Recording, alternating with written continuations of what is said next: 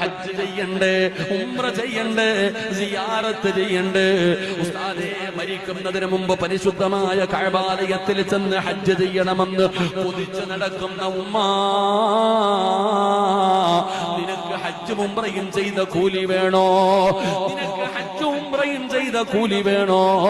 രാത്രി കിടപ്പറയിൽ കയറി ചെന്നിട്ട് കിടന്നുറങ്ങുന്നതിന് മുമ്പ് സുബ്ഹാനല്ലാഹ് 33 പ്രാവശ്യം അൽഹംദുലില്ലാഹ്, 33 പ്രാവശ്യം അല്ലാഹു അക്ബർ, 34 പ്രാവശ്യം ലാ ഇലാഹ ഇല്ലല്ലാഹ്.